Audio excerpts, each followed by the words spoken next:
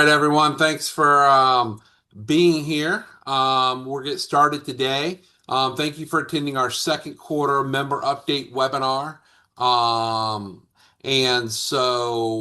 Wanted to just kind of introduce myself, Ryan Castle, the CEO here at CTAR, and wanted to introduce our president, Stephen Kahn, to just talk a little about what's going on with him, and then we'll get into our presentation for today, and then get into Dr. Joey Van Nessen in a little bit. Good stuff. All right, thanks Ryan. Good morning, everyone. I am your CTR president, Dr. Stephen Kahn. Thank you for taking a few minutes out of your day just to be with us. Whether you're joining from your office or car between appointments, or maybe sneaking this in between showings. Regardless, we're grateful that you guys are here. One of the things I love most about this profession that every day looks different, right? Markets change, laws change, technology changes. But one thing never changes, and that's that people still need trusted realtors. And that's why CTAR exists. Not just to, process dues or host events, but to make sure that every one of our members has the knowledge, the advocacy, the relationships, and the resources to thrive in an industry that's constantly evolving. I've said it before, and I'll keep saying it. Our greatest asset at CTAR is not just our building, it's not our budget, it's not even our brand, which has been rebranded. I'm very proud to see that. But our greatest asset is you, our members. Everything we do at CTAR starts with one question.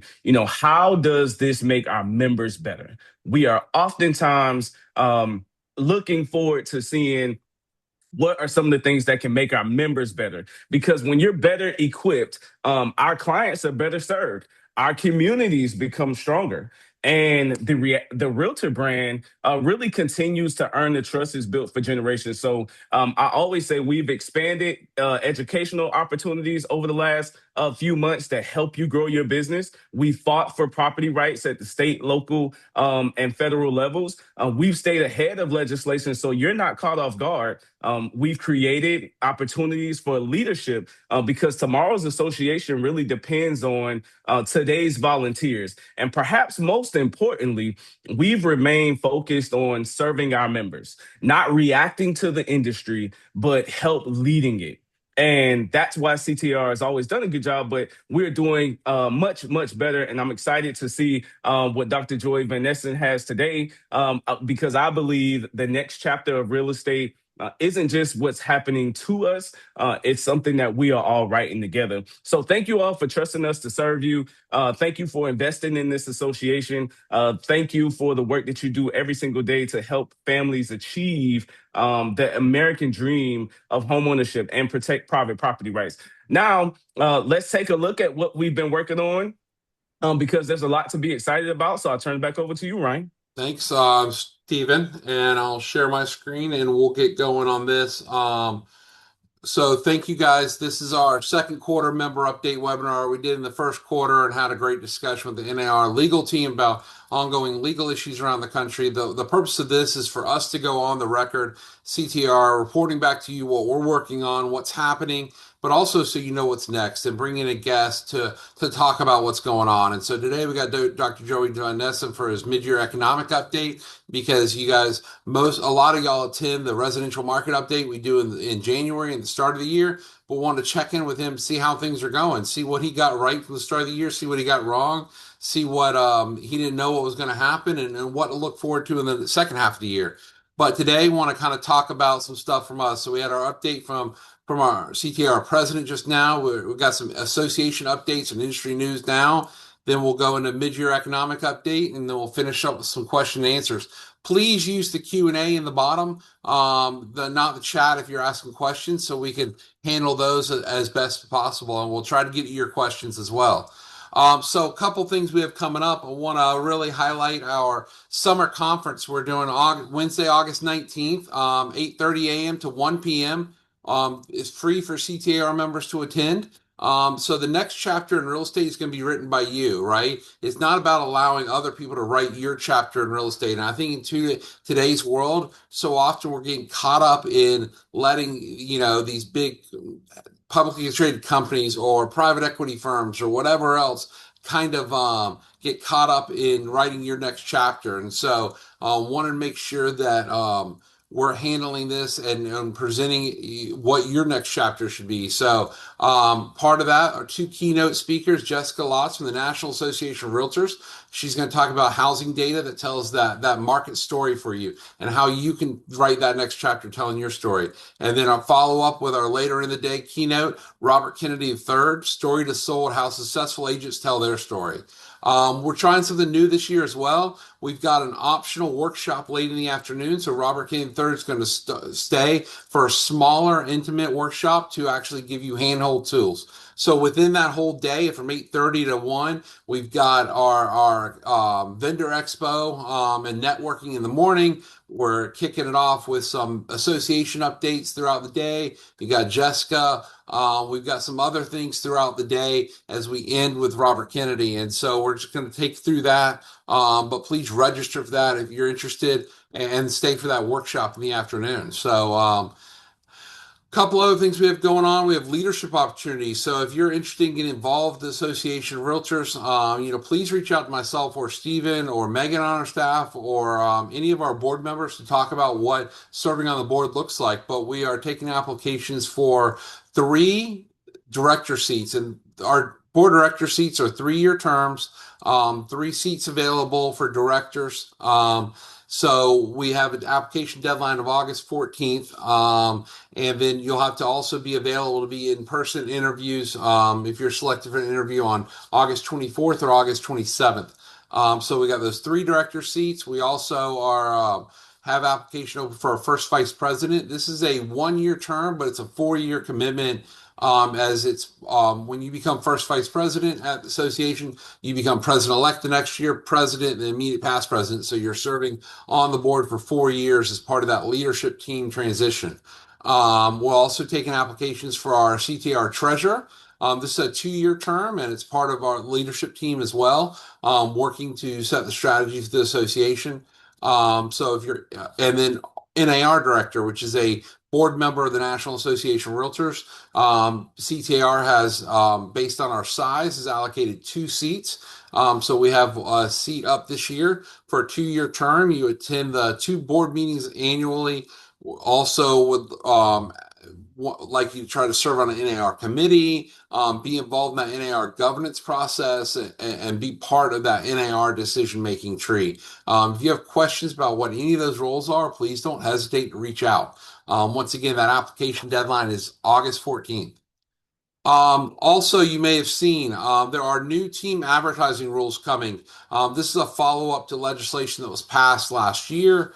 The Real Estate Commission has put out full guidance now about the team advertising rules. So, mandatory as of May 15th, 2027, the new advertising rules for teams will be taking place. The full brokerage name must appear everywhere the team advertises: signs, social, websites, SEO, all of it. What I would say is if you're as you work through all your vendors that you have, if they're not displaying correctly, if they need to know what's happening, you can feel free to send that vendor over to me and I can talk them through it. Because I know some products are templates and these aren't going to be the same rules in every state. So some of your vendors for some technology products you have about displays and marketing and advertising may not understand what South Carolina is requiring versus other states. The team name can never be more than twice the size, prominence, or frequency of the brokerage name. And every team must read exactly blank team at blank brokerage. So that is how they're saying needs to happen. And every early compliance is fine. So if you go ahead and comply with your team names now, if that doesn't, if there's some conflict with the current license law, there's no discipline for early compliant changes before May 15th. I'm going to walk you through some examples the Real Estate Commission has put out about what works and what doesn't in team advertising. So this is an example of an acceptable team advertising.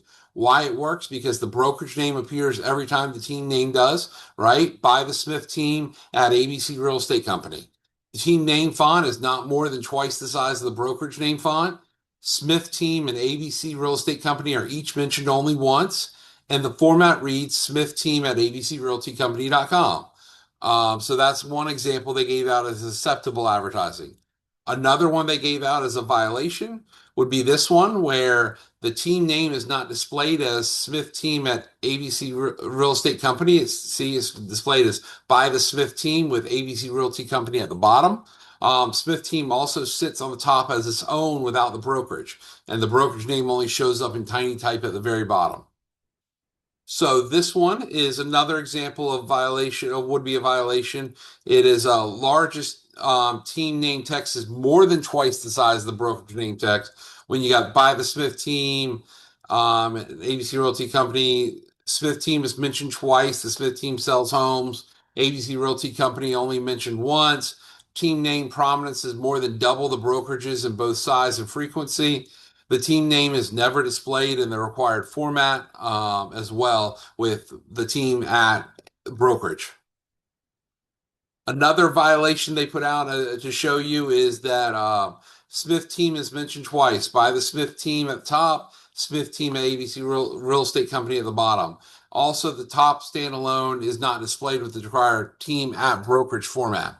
So those are some examples we have up. We have a full blog post going up on our website today to check out for more information and a link to the full LLR guidance as well. So wanted to kind of hit on that for you guys as you're thinking about that over the next 10 months, getting ready for these marketing changes coming down the line. If you're a broker, make sure all your teams comply, or if you're on a team, to make sure it works.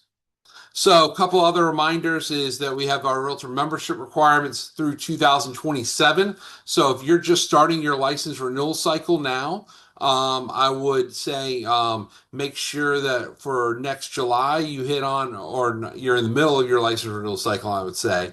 For next July, make sure you're taking Code of Ethics and Fair Housing as part of that. So we have that new membership requirement for fair housing. Ways to achieve it are the Fair Haven 2.0, which is for free online at NAR. Our At Home with Diversity certification offered through NAR that's available online or in person. NAR also has their bias override class, which can be taken virtually or in person. You can find out when all those classes are listed on NAR website, or a CE class on fair housing. So all of those are ways to hit your fair housing training options. This is the first of the 3-year cycle for membership for fair housing requirement as part of NAR membership. So a couple other priorities I just want to hit on that we've been working on. The 21st Century Road to Housing Act passed, is in now law. Cuts red tape, builds more houses, modernizing housing program. It was sponsored by our own Senator Tim Scott from South Carolina as chairman of Senate Banking, Housing, Urban Affairs Committee. A real bipartisan legislation. Senator Tim Scott, Senator Elizabeth Warren actually worked on this together as Congress takes on affordability. Housing affordability as a main option. So take a look at that with all the programs that may interest you. This really seeks to modernize federal housing policy, which hasn't been done in a very, very long time, several decades. So we'll see. This is not stuff that's going to happen immediate. A lot of the results of this you're going to see over time as it really seeks to create more affordability, more availability, and more people on path to home ownership over time. The next big NAR priority is called the More Homes on the Market Act. It's our next initiative to unlock housing inventory by fixing an outdated tax rule of capital gains exemptions. So right now, as you're probably aware, the capital gains exclusion for homeowners is $250,000 on a single filer, married on $500,000 joint filer. That is unchanged since 1997. So for 30 years, we've had the same exclusion levels. Obviously, over that time, housing prices have increased, equities at an all-time high for homeowners. More people are being hit on that capital gains exclusion. NAR believes that 29 million households around the country already exceed the $250,000 cap of housing equity. And so, under the proposed bill that NAR has been pushing in Congress, the single filer goes to 500,000, the married filer goes to $1 million exemption, and then it indexes on inflation going forward so that we don't get in this situation 30 years later and it hasn't been touched. We've got two bills, bipartisan support in both chambers. Hopefully, we can get this done this year, whether it's before the election in November or in the lame duck session afterwards, and try to push some capital gains reform. Another thing we're working on is I've talked about this setup at the summer conference last summer, but also since then, we all feel this quality of life's going down. Voters in Charleston County and the Charleston region feel like they're stuck in traffic more. Quality of life initiatives aren't being taken on. And so Charleston County has a chance to extend their transportation sales tax instead of letting the half-cent sales tax expire. If this half-cent sales tax expires next April without a renew, we lose half of our dedicated funding for road projects, half of our dedicated funding for open space, protecting this, half of our dedicated funding for transit. And so this is about connecting neighborhoods, jobs, and schools together as part of this effort to renew the half-cent sales tax. All the transportation projects that Charleston County has with their dedicated sales tax funding are already going forward. So if there's no more new road projects, because the money dries up if this is not extended. So it's about keeping the dedicated funding we have on the books. Charleston County Council has a vote for third reading later on this month, and we're asking you, if you're in Charleston County, take the call to action. It'll automatically, based on your address, send an email that you can modify to Charleston County Council, asking them to put this on the ballot and give residents a chance to vote. All we're asking for is to give residents a chance to vote for where they want to go in November at the polls. So take a look at that. We have a ton of information out about it as well, and what road projects, how much money's going where, and that sort of thing. To me, this really connects the idea of everything we're about: quality of life, fixing our roads, making sure that Low Country Rapid Transit line comes in, which will fuel housing affordability, as is that corridor of the transit is the best way to create more zoning reform to push housing affordability. And then also protecting open spaces and having money to preserve land, either through conservation easements or pure purchases to make it available for Charleston County residents. We also had a recent win for property owners in the city of Charleston.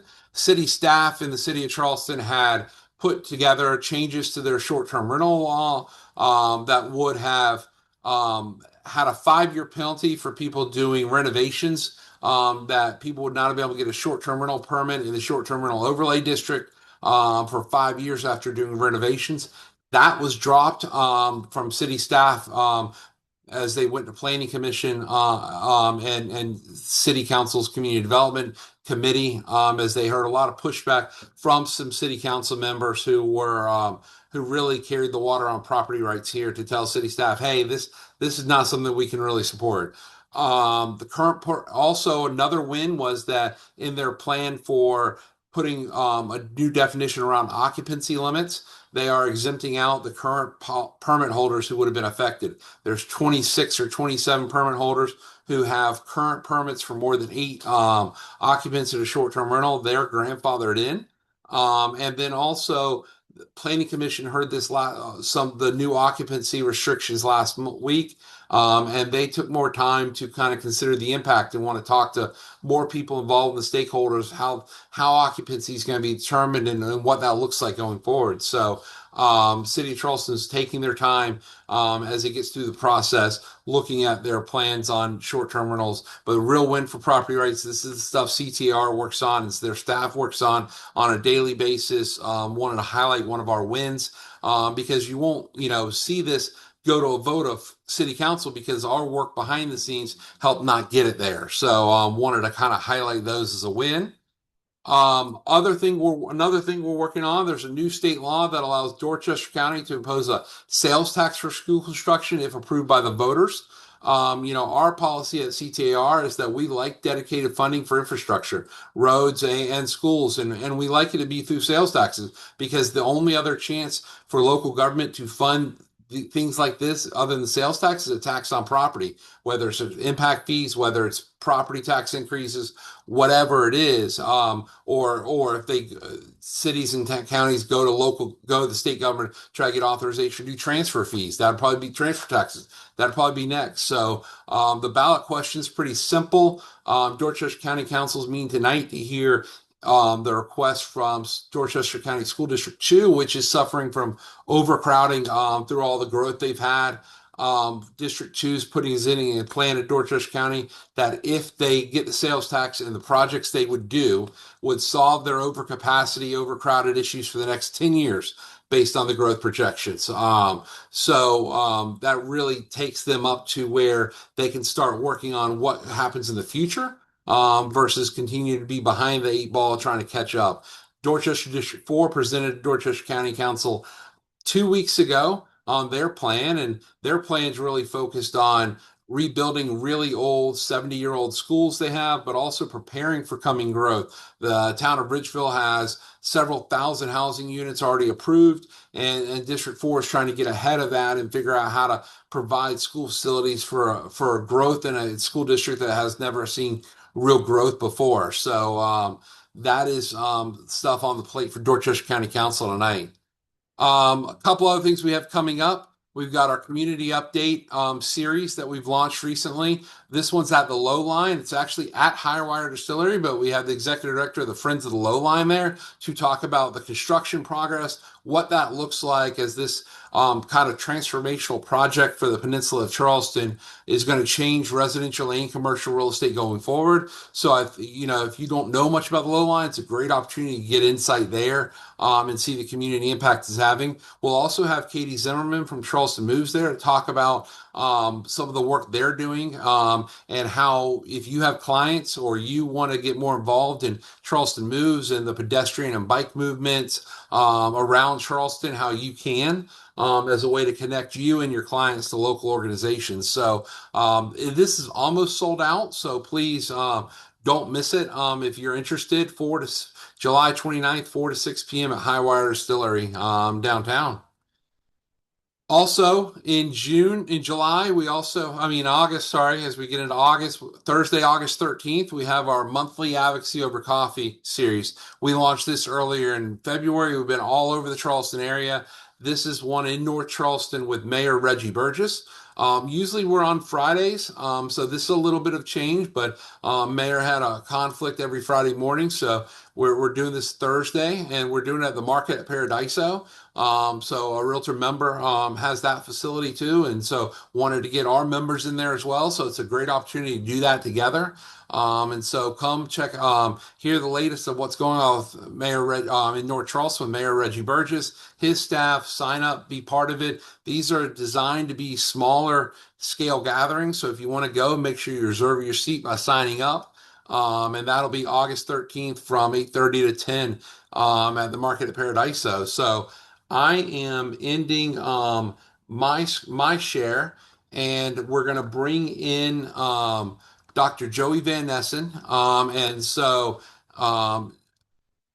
Joey, come on in and we'll introduce you. You need no real introduction with our membership here, but I ran through that stuff very quick to get to you because we want to hear what you have to say about the economy. You come to every January to us, the residential market update. We kind of wanted to bring you back mid-year now going forward to kind of say what you got wrong, what you got right, because I'm sure all your predictions from January were dead on and there's no changes going on, right?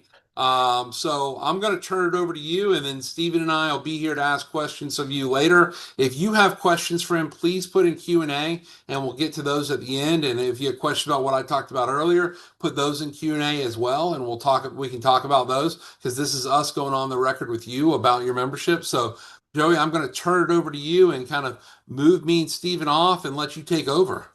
All right, well, that sounds great. Well, thank you, Ryan. And bear with me one second. I'm going to go ahead and share my screen as well. And Ryan, I'll just ask you if you could can you hear me and can you see the slides okay? Perfect. Perfect. Well, we are all set. Well, good morning, everyone. Thank you again for inviting me to join you today. It's a pleasure to be here. And again, my name is Joey Von Nessen. I am a research economist with the Darla Moore School of Business in Columbia, where I am today. And as many of you know, many of you have heard me use this term before.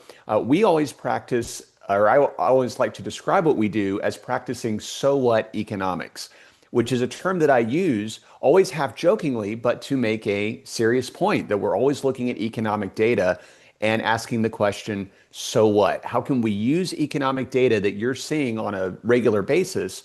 How can we use that data to help businesses and organizations make good strategic decisions?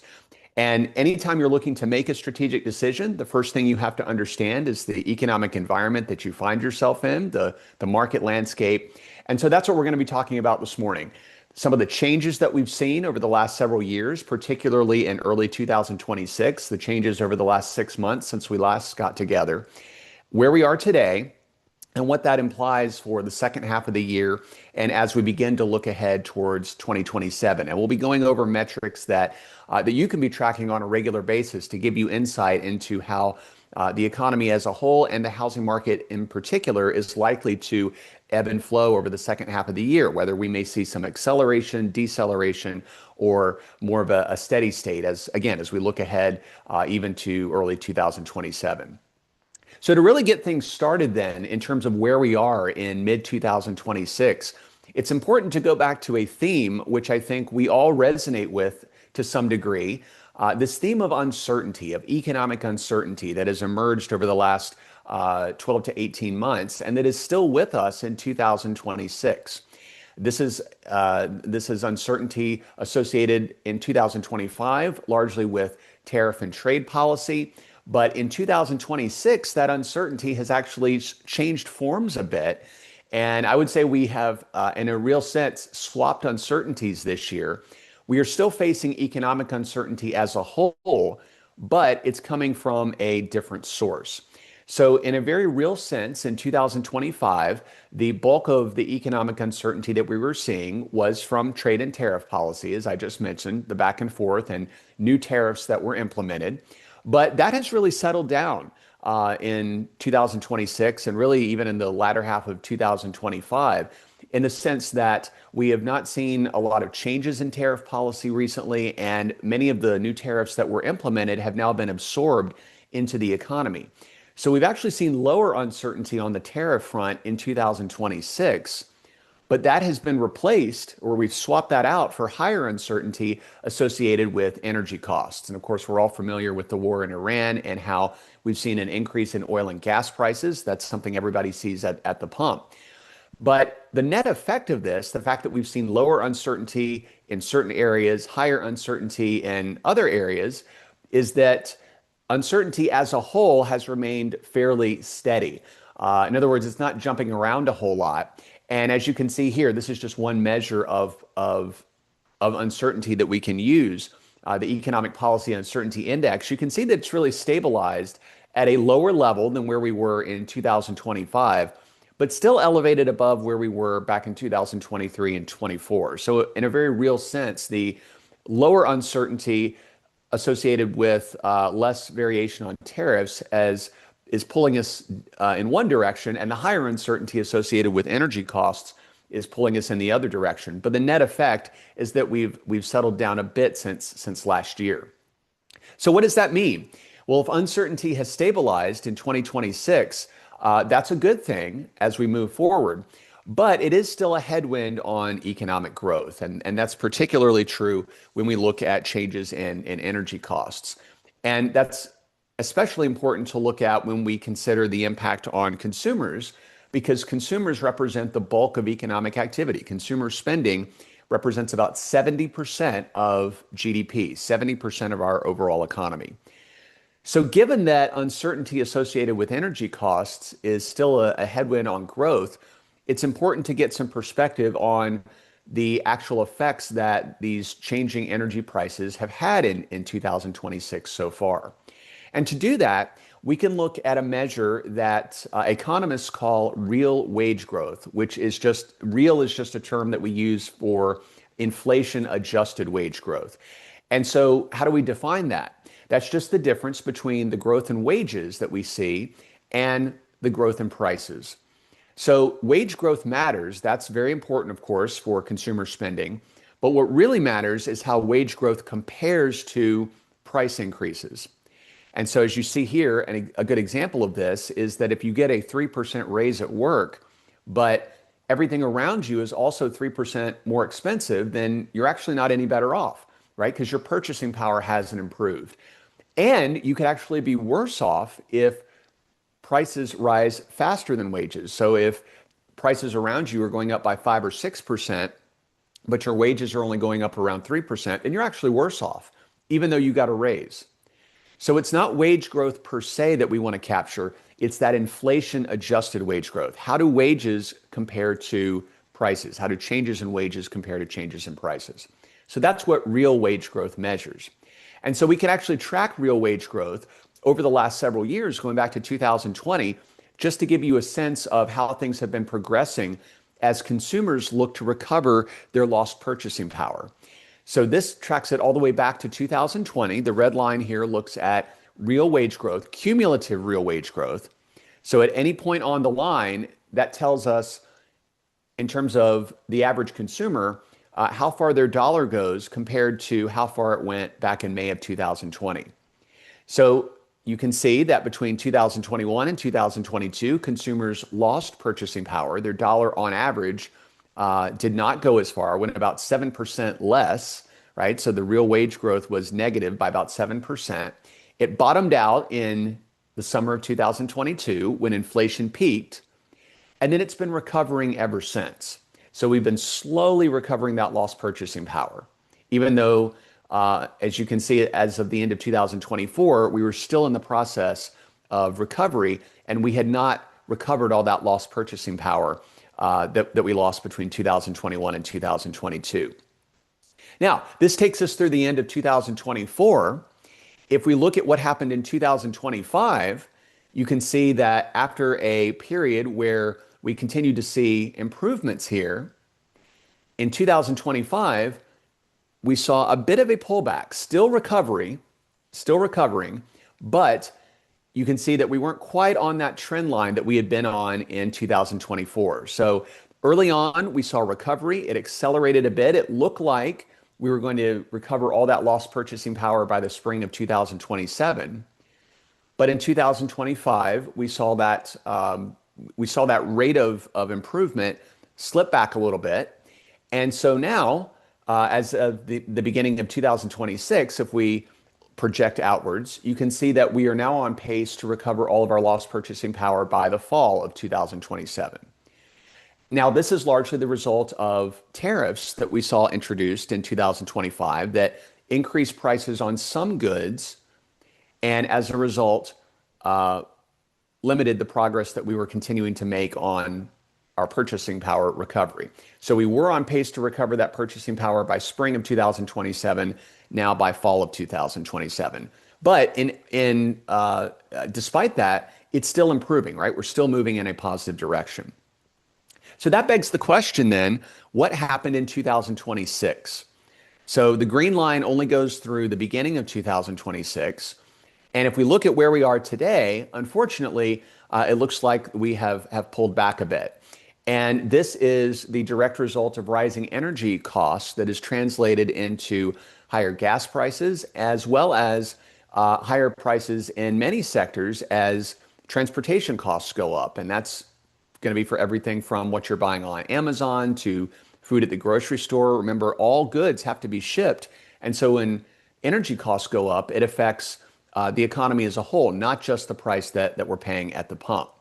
And so as a result, the uptick of inflation that we've seen due to rising energy prices in 2026 has eroded most of those purchasing power gains that we've made over the last year. So we are looking out closer to 2028 now in terms of recovering all of the lost purchasing power that we incurred in 2021 and in 2022.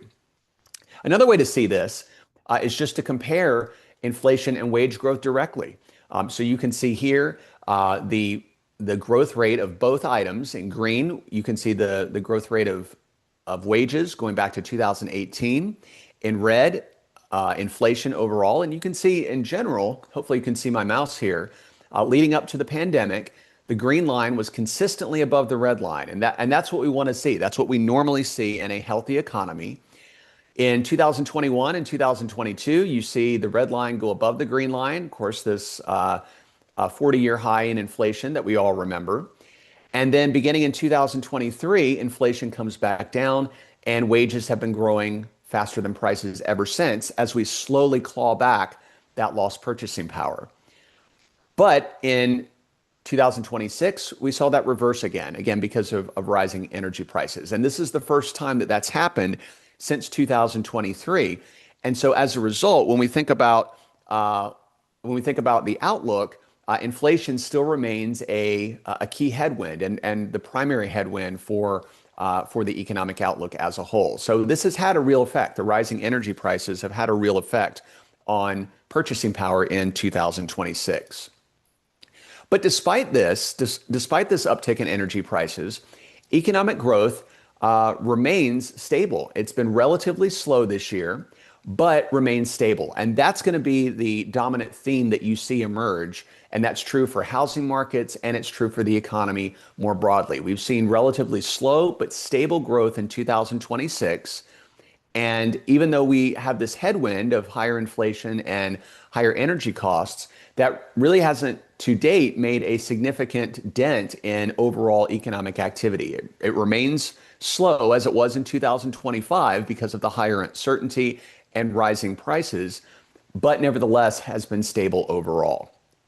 So let's look at some data to illustrate this, and you'll see how this slow but stable growth pattern has really manifested itself in a number of different ways in 2026. So the first way that we can see this, and perhaps the easiest way, is to just look at GDP growth, which is the best overall measure of economic growth for the US economy as a whole. And you can very clearly see here, if we look at growth patterns over the last several years, you see the pullback in GDP growth between 2024 and 2025 because of the increased uncertainty, primarily surrounding tariffs at the time. And growth dropped from roughly 3% to closer to 2% in 2025. But notice that in 2026, through the end of the first quarter, growth has been very comparable to what we saw in 2025. So no major shifts here. So we're seeing, again, slower growth that has emerged over the last 12 to 18 months, but still very stable growth overall. And 2026 looks very comparable to 2025 in that respect. We can also see this in other areas. It's not just GDP growth. We can also look at this from a labor market perspective. And one of the terms that we've talked about previously is this idea of a low hire, low fire economy. And this is a great term that I think really encapsulates well where our labor market is right now. Again, looking back over the last year or so, more economic uncertainty has led to many businesses going into wait and see mode, right? Because with respect to tariffs and with energy prices, when they're less certain about the future, they tend to pause major investment and hiring decisions, right? Because they don't know what prices are going to look like. They don't necessarily have a good feel for how their supply chains are going to have to adjust yet when they see prices ebbing and flowing. So they're more likely to just take a pause and say, you know what, we're just going to stand back and wait until we get more clarity. And so we'll go into that wait and see mode. So not going to engage in any major hiring or investment decisions. But at the same time, they're still seeing steady demand. As we said, it's a slow but stable economic growth pattern that we're in. And so that means that we're not seeing any significant uptick in layoff activity, which is very good news. So a low hire, low fire economy in the labor market that is accompanying steady GDP growth, even though that GDP growth is at a lower level than it has been in the last several years. And once again, the data are very clear about this. We see this low hire, low fire economy manifest itself in a number of different ways. Perhaps the easiest way to see the low hire part is to look at South Carolina employment growth. And you can see very clearly since 2025, employment growth has tapered. And over the last 6 to 9 months or so, we've seen positive employment growth. Again, the black solid line there represents zero, separating positive from negative growth. But at the same time, that growth has been weaker. And since 2025, the dotted line represents the average employment growth that South Carolina had been seeing before the pandemic. So we can see that growth has been below our pre-pandemic norms. Employment growth has been below our pre-pandemic norms, but still positive. So a low hire economy. Even though this is the case, however, employment growth in South Carolina is still outpacing what we're seeing at the national level. So employment growth in South Carolina is about twice as high as what we're seeing at the US level. But nevertheless, it is still slowing. So both whether we're looking at a state or a national picture, we see slow hiring. Again, a low hire economy. Now, what about layoff activity? Do we see evidence for a low fire economy as well? The answer to that, again, absolutely yes. So slower employment growth, slower hiring, but also no indication that we're seeing any meaningful uptick in layoff activity for the economy as a whole. Again, we can talk about industries. Not all industries are the same.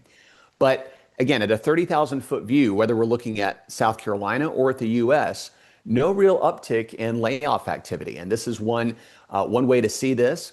This is really the best metric to get a sense of what's going on in the labor market that you can track on a regular basis. Initial unemployment insurance claims.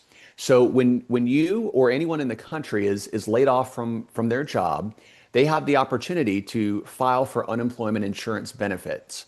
In South Carolina, you can do that at the Department of Employment and Workforce. And when you do that, when you're laid off from your job and you file for unemployment insurance, you're considered an initial claimant the first time that you do that. So we can track the number of initial claimants over time. These data are available on a weekly basis, and that gives us good insight into how many people are being laid off. How many people are being laid off from their jobs. So if we just track initial unemployment insurance claims, in this case going back to 2023, you can just get a sense of how that's been ebbing and flowing over time. Now there's a lot of variation in the data, so it's not quite that smooth when we look at the line, but the trend is very clear. And that's that when you look at the average weekly claims levels before the pandemic, illustrated here by the black line, you'll notice that where we are today, here in the last couple of months, we're seeing unemployment insurance claims that are no higher than where they were before the pandemic began. And in many cases, they are actually lower. So if anything, depending on the period that we're looking at, perhaps they're slightly lower than they were before the pandemic began. But again, bottom line here is that we see a low hire, low fire economy that suggests that we're in a period of slow but stable growth patterns for the US and South Carolina economies. And the last way that we can see this is to look at unemployment trends, overall unemployment trends. Again, in this case, looking at the US level, we see very comparable patterns in South Carolina. So the blue line here represents the US unemployment rate, which has remained very steady at around 4.5% or so over the last several years. So no meaningful uptick in unemployment. But where we do see some concerns is the number of people who are struggling to find work. So the orange line here represents the percentage of unemployed workers that have been unemployed for a significant period of time, in this case, more than 27 weeks. So you can see that uptick began particularly starting in 2025. So a pretty big jump here in the percentage of unemployed workers who have been unemployed for more than 27 weeks. So what does this tell us? Is this consistent with a low hire, low fire economy? And the answer is yes, absolutely. Because what this is saying is you're not any more likely to be laid off from your job today. But if you are laid off, on average, it's taking people longer to find employment. That's why the percentage of people who are employed today have been that have been unemployed for more than 27 weeks is going up. So again, all consistent with a low hire, low-fire economy as a whole. All right, so that gives us a sense of where we are at a 30,000-foot economy wide. But now let's zoom in and talk a little bit more about housing markets. So what does this tell us about the housing industry in South Carolina and especially in Charleston? Well, as I alluded to before, housing markets tend to follow broader economic trends, and it turns out that housing markets in South Carolina are not at all dissimilar to what we're seeing more broadly with the economy as a whole, namely slow but stable growth in 2026, with the primary economic headwind in the housing industry as elsewhere being affordability. Affordability still being that headwind. And in 2026, the affordability challenges primarily center around rising energy costs. But for housing, it's not just about that. So let's look in more detail at what's going on in Charleston and really how we can get a sense of what this demand looks like today and what we can expect as we move forward. Again, slow and stable growth overall in terms of what we're seeing through mid-2026. Why is that the case? Well, first of all, we want to go back to basics. When we talk about the housing market, we want to start by looking at demand. What are the drivers of demand of housing? The drivers of housing demand. And it turns out there are two primary drivers. Very, very simple: employment growth and population growth, right? As we all know, those are the two major factors that are going to drive demand for housing in any local region. More people are working or more people moving in, or a combination of both. And in Charleston and in South Carolina, both are moving in a positive direction, generating steady demand, particularly in the Charleston market. Employment growth has been positive, so it gets a green arrow here. But as we've seen, employment growth has been tapering. We're in a low hire economy. But population growth has not followed suit. Population growth has been extraordinarily strong. So it gets an arrow, but also an exclamation point next to it.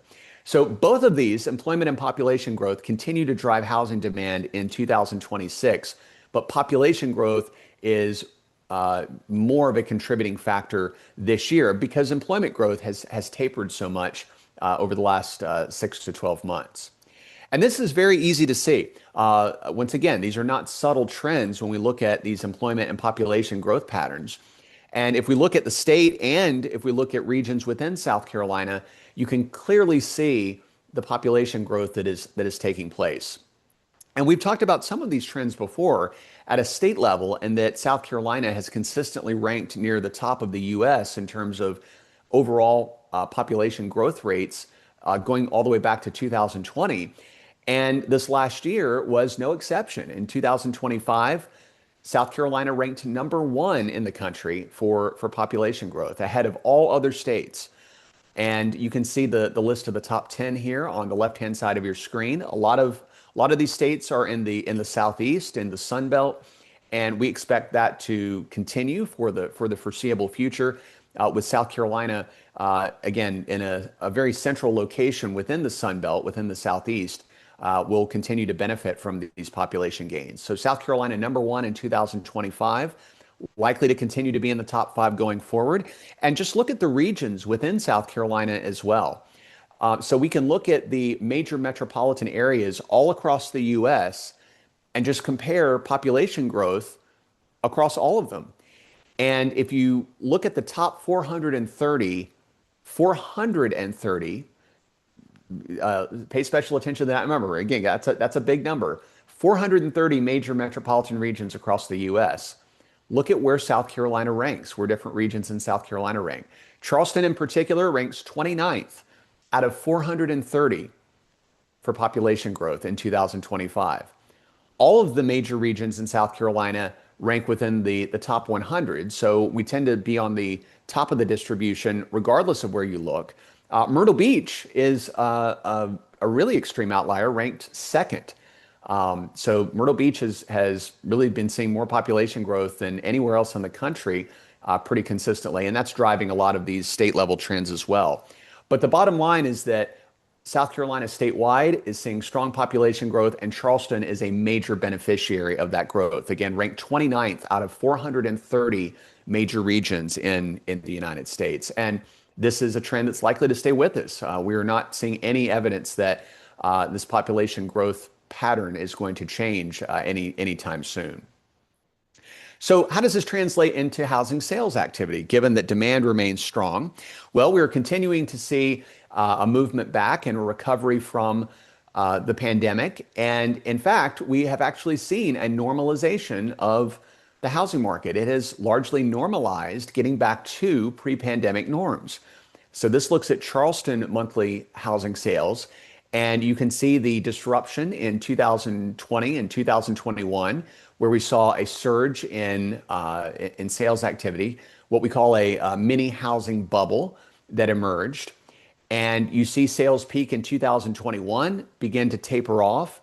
We see a correction period where sales actually drop briefly below where they were before the pandemic and have then readjusted. And in fact, we have seen now a point where sales are back to pre-pandemic norms.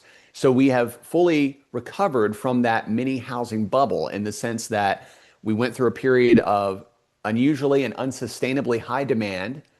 We had a correction period, and now that correction period is behind us. So we've seen a normalized housing market in terms of sales. So what you're seeing here, these horizontal lines in each year, that represents the month of June for each year, which is typically the peak month of sales. So it's just easier to compare the peak month every year. But we can zoom in a little bit more here and just focus on where we are today. And you'll notice that if we just compare the average monthly sales for just the months of June before the pandemic, which is the horizontal dotted line, compare that to where we are today in June of 2026. And what do you notice? You notice that sales today are exactly comparable or very, very close to the average that we were seeing for June months before the pandemic. So very good news for the housing market. It has recovered from that correction period and more generally recovering from the pandemic disruption that we saw that lasted several years. First in the form of a surge in sales and then a correction where we saw a decline in sales activity.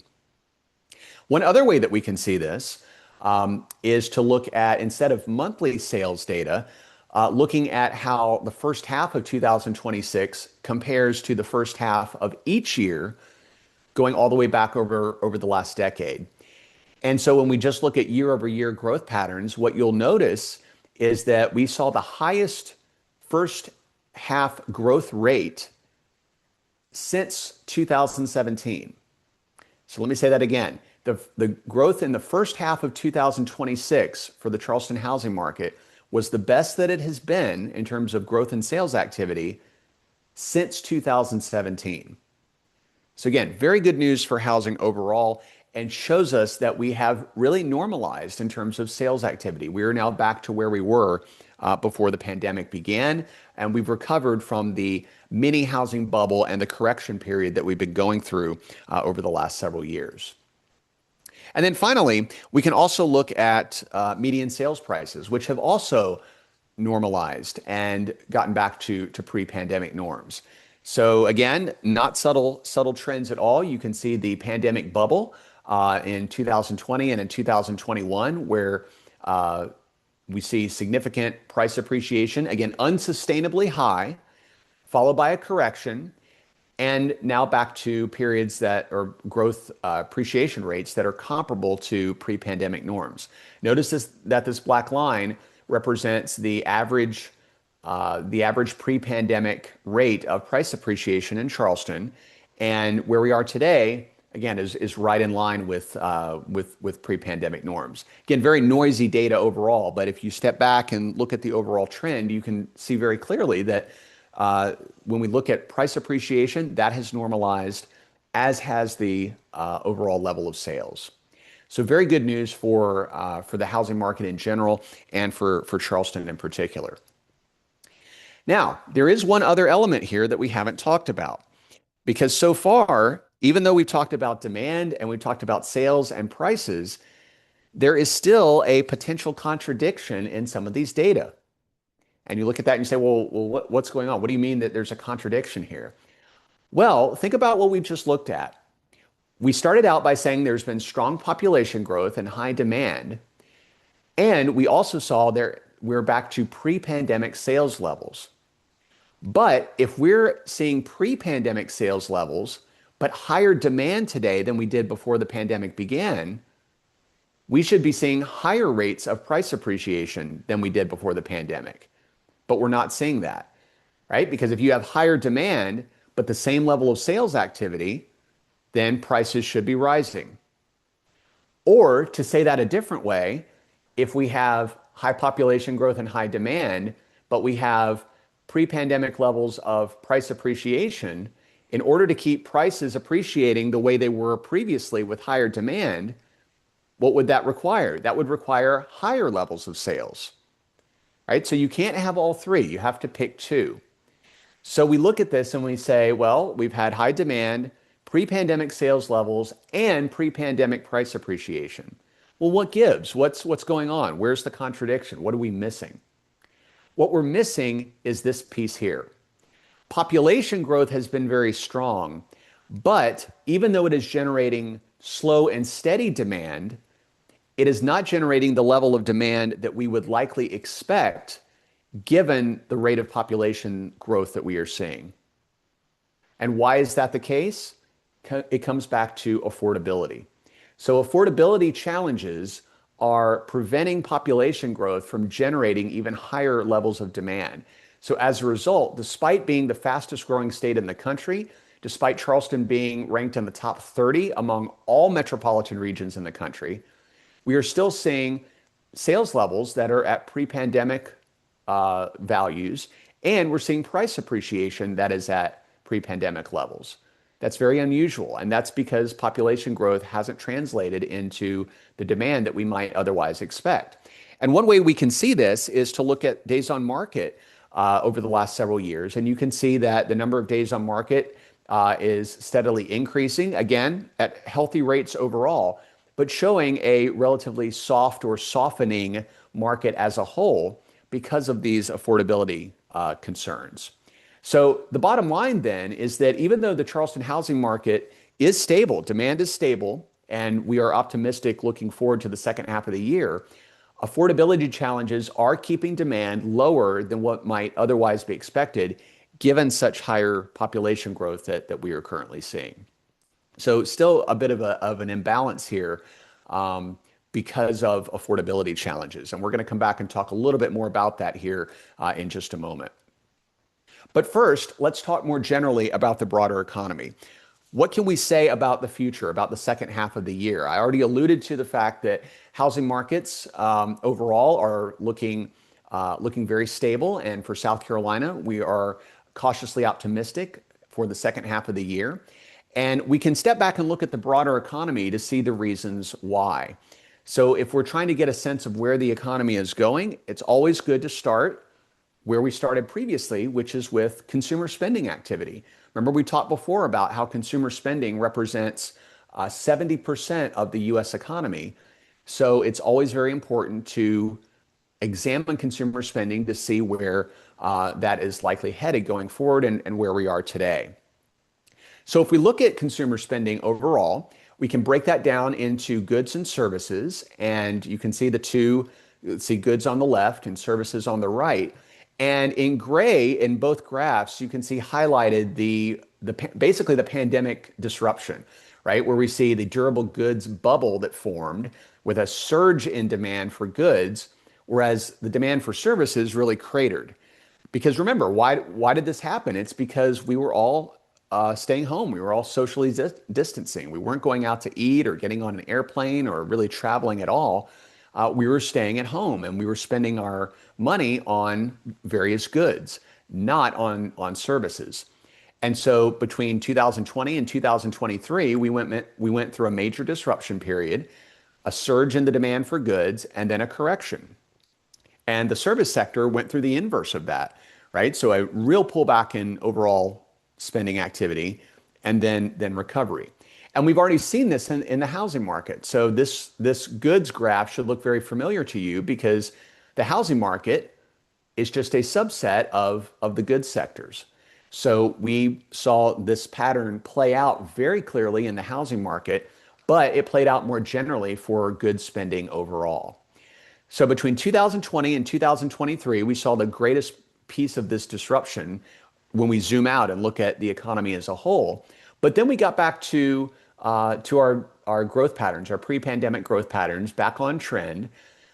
But then you can see in 2025 we had somewhat of a disruption, and this is where the disruptions due to the back and forth on trade and tariff policy took place.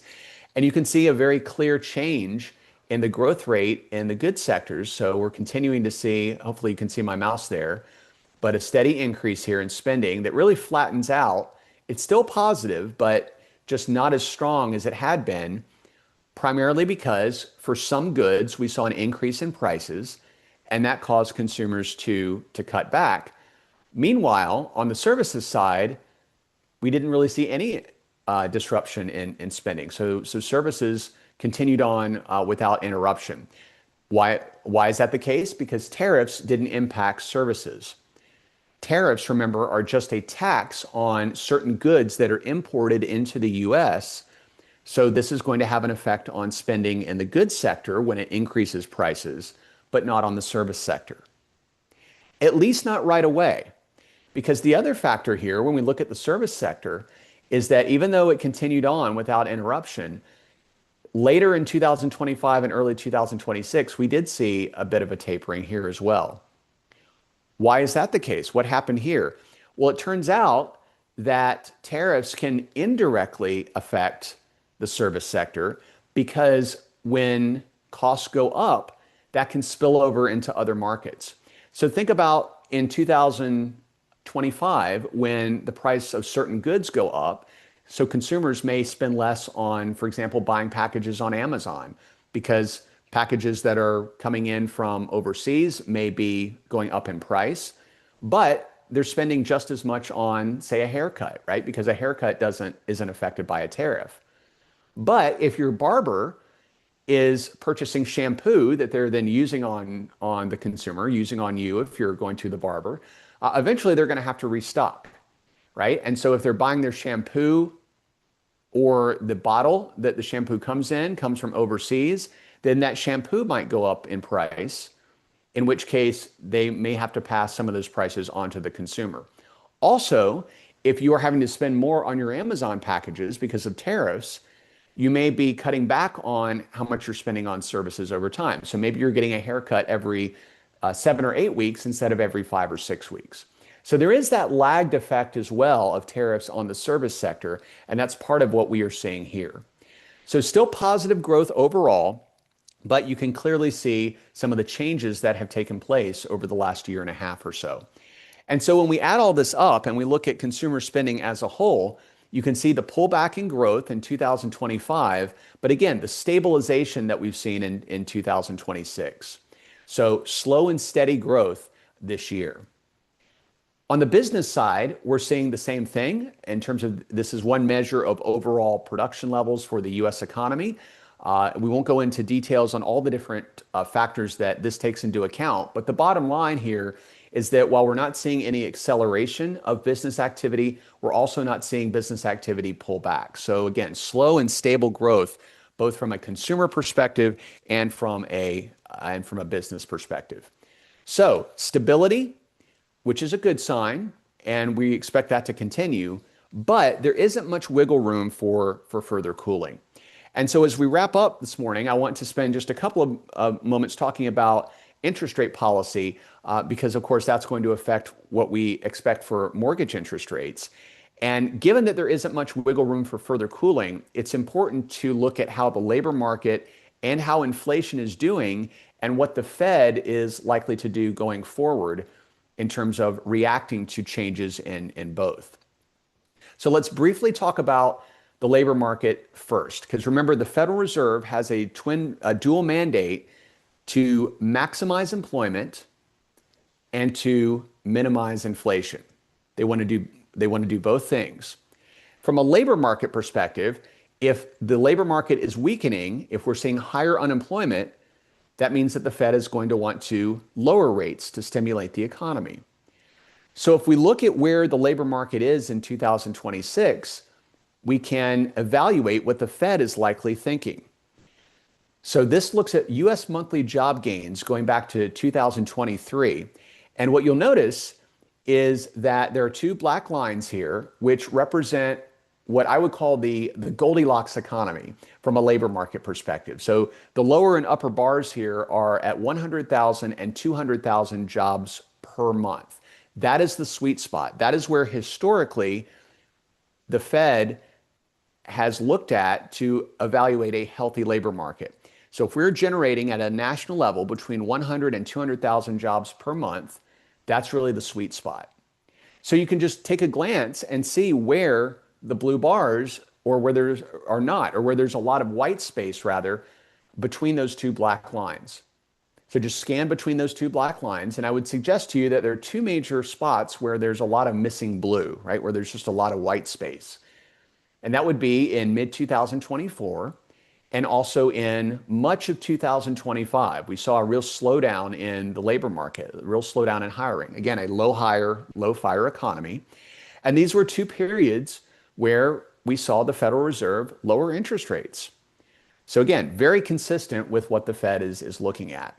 Also notice that in 2026, we've seen the labor market begin to stabilize and generate stronger job gains. So any concerns from 2025 about a weakening job market have somewhat been mitigated by the fact that job growth has stabilized in early 2026. So again, part of this is the fact that the market has absorbed the effects of tariffs, and we are back in a period of slow but steady growth. Now, let's take that off and let's look at one other factor here that we haven't talked about, and that is the fact that immigration has decreased significantly into the US over the last year because of policy changes. And that has a very practical perspective from our discussion here. Because when immigration is lower, that translates into lower population growth for the US as a whole. And lower population growth means that we don't need as many new jobs created per month to keep our economy going, because we don't have as many people that are new people coming in that are going to need work. And so when you lower immigration, when you lower population growth for any reason, that lowers this Goldilocks economy sweet spot. So now with new population growth measures, the Fed estimates that instead of needing between 100 and 200,000 jobs per month, all we need now is between 10,000 and 100,000. We don't need as many jobs created per month because we don't have as many people that are looking for work, because population growth is not as strong. So if we redo our lines here, and now you take a look at the job market, now it looks pretty strong, right? Because that Goldilocks bar or set of bars is not as high.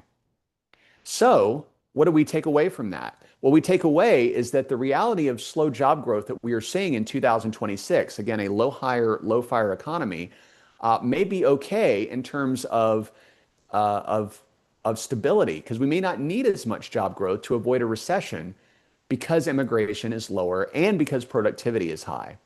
So slow job growth does not in and of itself mean that we are more likely to see a recession. But it does mean that any significant uptick in layoff activity is more likely to lead to a downward spiral, because we just don't have that buffer that we used to have.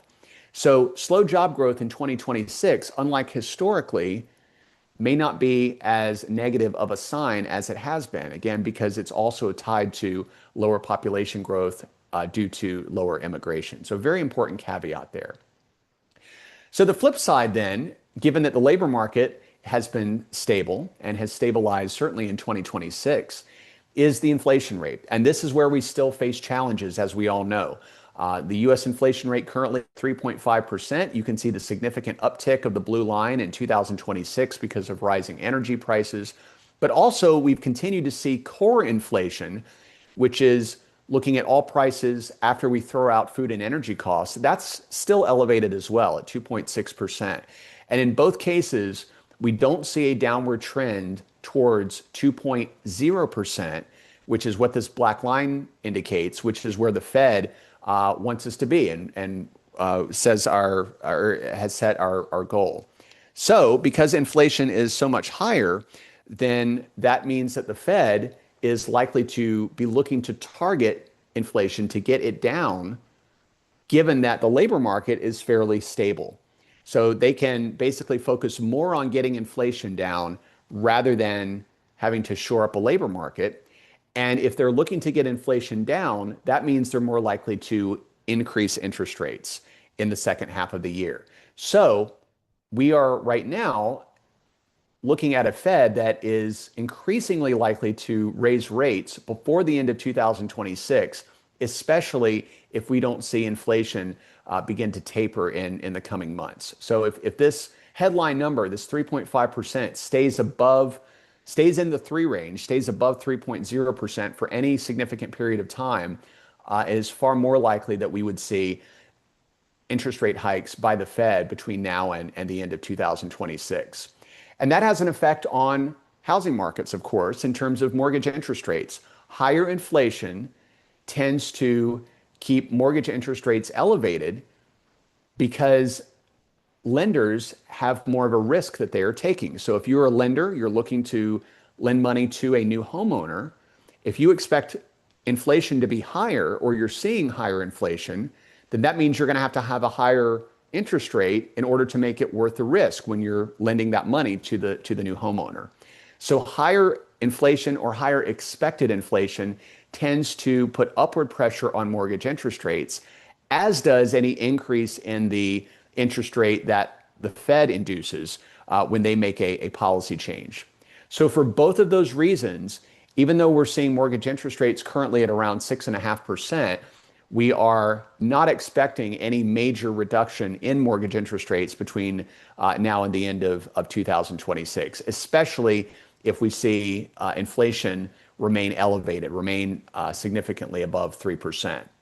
So the affordability challenge does remain in South Carolina and in Charleston, again, in 2026, largely because of energy costs, which is likely to keep interest rates higher, or at least at roughly at their current levels between now and the end of 2026. Again, we don't expect any meaningful decline in mortgage interest rates before 2027. So wrapping up, as we come to our last slide before we go into Q&A, what is the bottom line? The main takeaway. We've talked about a lot this morning, but we are cautiously optimistic as we move into the second half of the year, despite increases in energy costs that we have seen this year, that we all see at the gas pump, among other places. South Carolina and the U.S. economies both remain stable through the first half of the year. And our theme is slow and steady growth, which is what we have experienced so far in 2026 and what we anticipate for the second half of the year. Housing markets have largely returned to normal, as we have seen, with sales and price appreciation rates returning to pre-pandemic levels. Again, also steady positive gains in the first half of the year. We are cautiously optimistic looking ahead to 2027. We still have strong demand drivers. Again, population growth, a stable labor market, low unemployment. And the major headwind here is still inflation, still affordability. And if we look ahead, if inflation remains elevated, above 3%, that could potentially weigh on housing sales in the second half of the year, mainly because if inflation remains above 3%, then that means that consumers are going to continue to lose purchasing power. And that could cause them to pull back on spending across the board, including in housing. So it's very important to track inflation and to see it begin to tick back down as we move towards 2027. And the Fed takes this very seriously. They've said very clearly this year, Kevin Warsh, the new Fed chair, has said the Fed has zero tolerance or no tolerance for high inflation. Those were his words. I'm paraphrasing, but those are pretty close to his exact words. So they are going to take this very seriously. If we do not see a pullback in inflation, they are likely to increase rates before the end of the year. We'll see what that looks like specifically. And that does mean that it's unlikely that we'll see a meaningful decline in mortgage interest rates before 2027. So the slow and steady growth patterns that we've seen in the first half of the year likely to continue between now and the end of 2026, with, again, affordability and inflation especially being the biggest headwind and the major factor to keep our eye on for any adjustments to that outlook as we move forward. So with that, I will go ahead and pause. Thank you all very much for your attention this morning, and we'll go to Q&A now, and I'm going to turn it back over to Ryan to for that facilitation. All right, awesome. Thank you for that. And Stephen, I hope you're still on. You can join us as well. And I've got one question in the queue, and then I've got a couple, and I'm sure Stephen's got one too. Rob asked, why is inflation not coming down quicker? Is it due to tariffs, the war, the energy prices? Probably a mixture of all of it or uncertainty, but why is inflation not coming down? So I'd say the main reason that we're seeing right now is because inflation because when energy costs rise, that affects all industry sectors because in addition, like we see it when we go to the gas pump, right? We have to pay more for fuel, but businesses have to pay more for transportation costs as well. And when you see an increase in a price to a consumer, when prices are passed on or when prices go up, they don't always go back down, at least not initially. And it No, that's depends. the capitalist society, right? Well, it depends on demand because in certain sectors, we may see that when you increase a price, consumers cut way back. And so in that case, you're going to lower your price as soon as you can. In other markets, when you raise your price, you may not see a major pullback in demand. And so that new price may be, uh, that just may be a new price that stays indefinitely. So Well, when and that's these what I guess I saw that chart the other day on some national thing. It looked like, the price of oil, right, went up more rapidly, and it's going to take a lot longer for that to come back down because that's something that people can't really pull back on demand necessarily. Yes, and we've seen the price of oil come down a lot after it peaked at The about price 100 drop, but not as like I guess the price per gallon is not dropping as quick as the price per the price of barrel of barrels. oil. Exactly. And in the case of gas prices specifically, you have a lot of that going on, and it's also a lagged effect because if you're a gas station and you're buying gas at one price, then you try to sell it at that higher price, even if oil prices are going down. So there's also a lagged effect there because you don't necessarily want to sell it for less than you bought it for. Um, and so there's some lag there as well. So you've got both factors going on, and it depends on demand and how responsive consumers are. Yeah, we got a question from Alan about foreign investment in the U.S. and have you tracked that with inflation, with tariffs, just with all that? How's that going with foreign investment in the U.S.?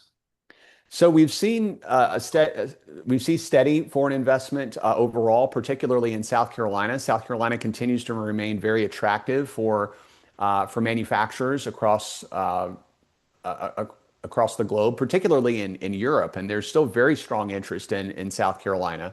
Um, if the question is more about how that has responded to changes in tariff policy, we've seen some increase in investments in the U.S. as a result in certain communities. So depending on the areas where you look, tariffs can have a positive impact because it makes businesses in some cases more likely to want to locate in the United States to access the consumer market because they don't have to absorb those costs if they locate in the US. So it can have a positive effect for certain communities where those businesses, largely manufacturers, locate. But there is still that trade-off that it raises prices overall. So when you look at tariffs, that's why they're so controversial, is because they can generate benefits for individual communities where we end up seeing new investments, but we still see higher prices for consumers as a whole. So it's again it's a trade-off, and that's why you have certain geographic regions or certain industries that may be very pro or very anti-tariff on any particular trade policy.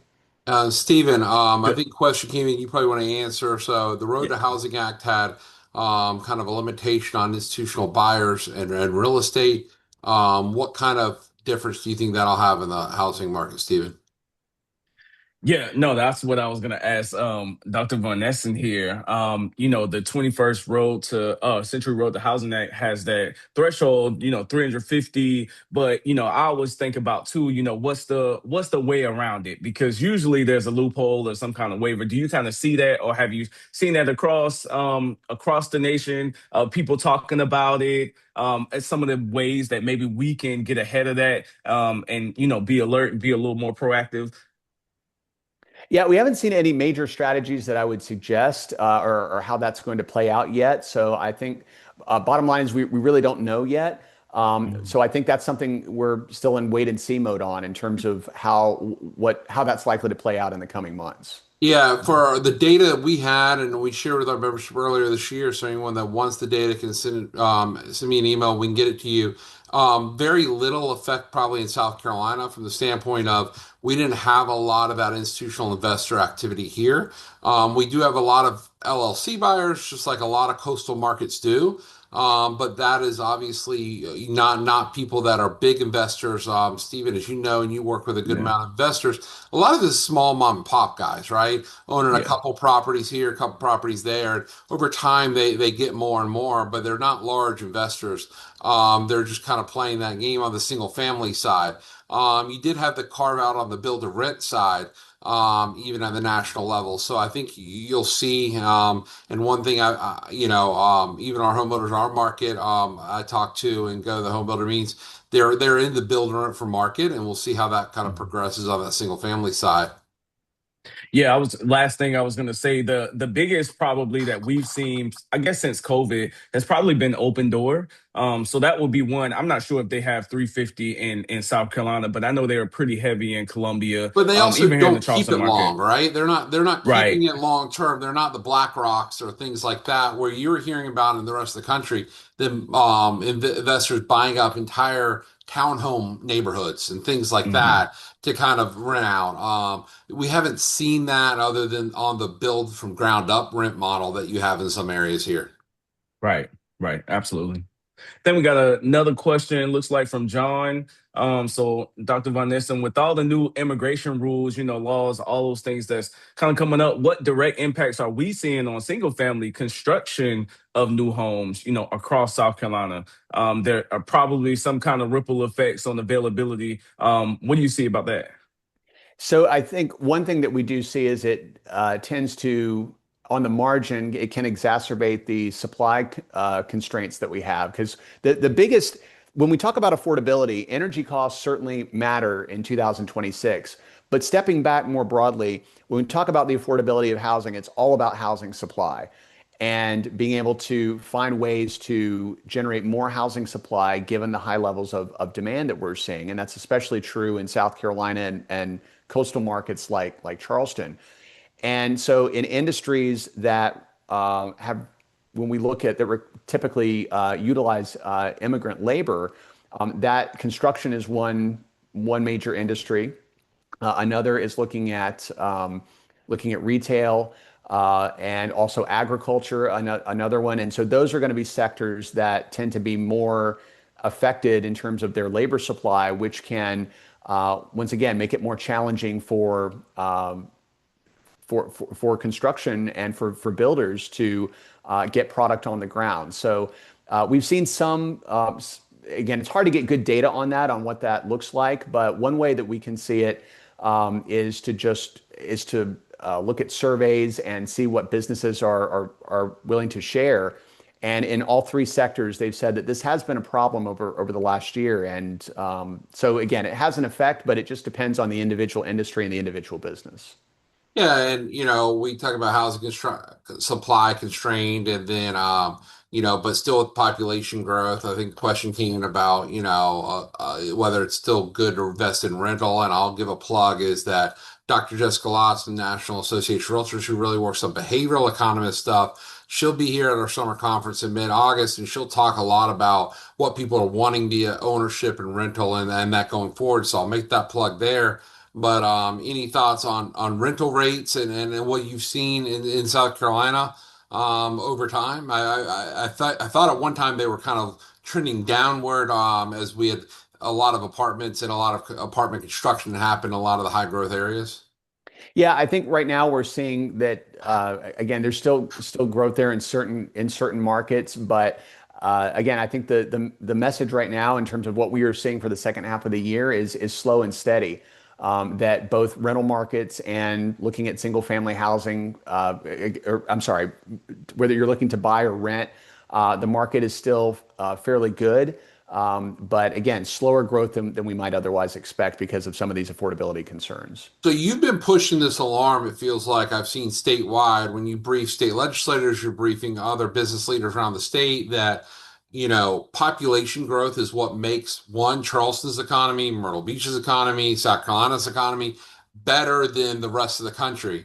It seems like a little bit of that's falling on deaf ears, I feel like, because a lot of the conversation is being around how to stop population growth. And I mean, we saw this in the governor's political polling last Hmm. fall, is that population growth is probably the largest concern of South Carolina residents because we're falling behind in infrastructure and everything else like that, which is what Rangers and CTR is really taking on, trying to get ahead and confront our infrastructure challenges. I just like to highlight that because what does that mean if we do things as a state level? Because always there's been this high growth area of trying to stop population growth, limit development in coastal areas, things like that for years. But it was always the balloon effect. You popped out somewhere else. If you do it Right. from a state level effect, there's not really that balloon effect within the state. How do you see that playing out, and what factors should people be thinking about? Well, I think the biggest factor to consider is that even if you restrict growth, you can't restrict demand. Those are two different things because people may are still going to want to live in South Carolina and in these coastal communities, even if you are limiting growth. So what is that going to do? Well, if you have high demand, then that's going to put upward pressure on prices. So limiting growth a uh, is not going to solve any affordability challenge. But I think a lot of what we're seeing in terms of the reasons that people are concerned about too much population growth has to do with affordability, that more people are growing in and increasing prices for housing and for goods and services across the board. Again, very legitimate concerns. So it's not that those concerns are unfounded, but you can't limit demand. So what you have to do is to look at the growing pains associated with an expanding region. And to your point, Ryan, proactively getting in front of infrastructure needs and proactively getting in front of any limitations on housing supply. And those are really the big two. But how do we address those challenges so that we can continue to grow and benefit from that without seeing this loss in affordability? But that's the long run picture, I think, to keep South Carolina healthy and thriving. And it's just a matter of is that are those types of policies that deal with those issues better at a state level or at a local level? Of course, it depends on the individual issue, but I think that's where the discussion needs to be in terms of what do the individual policies look like that can help facilitate some of these growing pains that we're seeing. Yeah, and I think that's one of the things that we saw in some of our polling last summer too, is that the general public actually is equating more housing with higher prices. And that's contrary Yeah. to economic Yeah. policy and all that. But that's what they've seen, right? They've seen more housing at higher price points because they're trying to hit the marketplace of who's moving here. And I would think you probably have some data or gone deeper into this, is like the person moving here is vastly different than the type of person who already lives here Yes. as a median person. So that's driving difference in demand going forward, I would think. Because I mean, I would think that population growth is changing the demographics of South Carolina from an education attainment standpoint and probably a median income standpoint. Yeah, very much so. And a lot of people that are moving in are coming from areas like New England is still the area where most people or a greater percentage of people are moving into South Carolina from New England than any other area. So that's where a disproportionate amount are coming from. And in many cases, they have a much higher property value there, and they cash in and they can buy a large home in South Carolina. So they bring those dollars with them. So that's part of what's going on. So another piece of this in terms of looking at housing supply is to look at it by price point. Who's the market? Who are you trying to sell to? Who are you building for? All that's a relevant part of the conversation because it is different markets. But bottom line is that it comes down to supply and demand, and increasing supply over time does either lower prices or at the very least keeps prices from rising as as rapidly. quickly. And I think that's the key that people think we're not, more housing supply doesn't necessarily lower prices.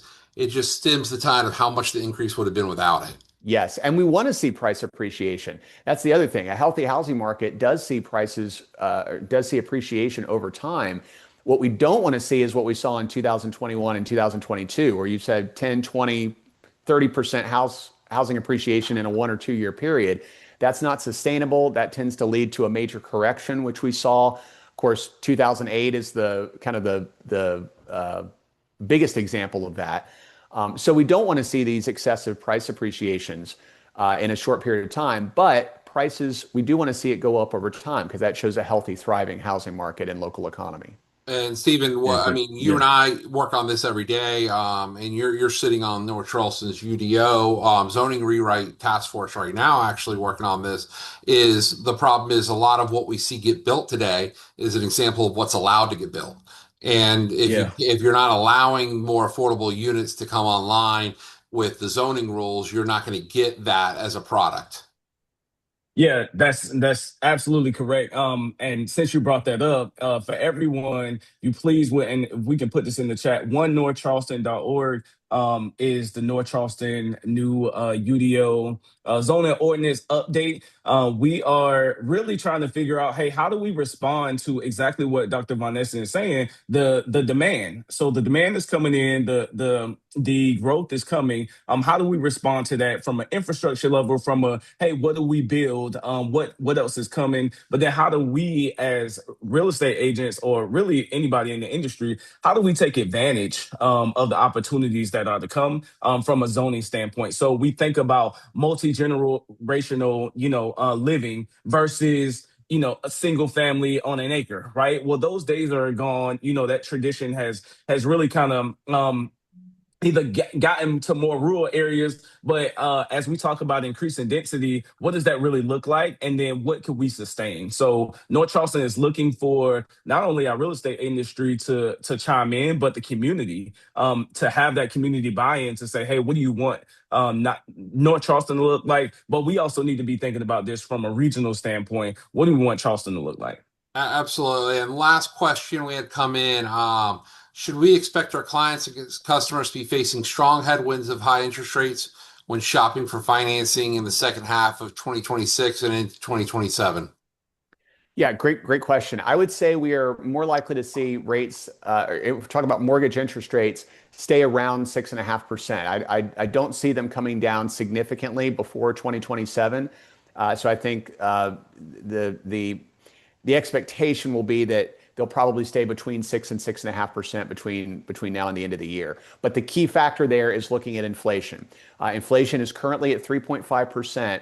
How much does it come down in the coming months? Do we see it steadily tick back down to 3% and below 3%, or does it stay sticky, right, and stay above 3%? So that's really the biggest factor to keep your eye on to assess whether or not we may see any meaningful improvement or I should say reduction in mortgage interest rates. And to me, that's the biggest takeaway from the January message, right?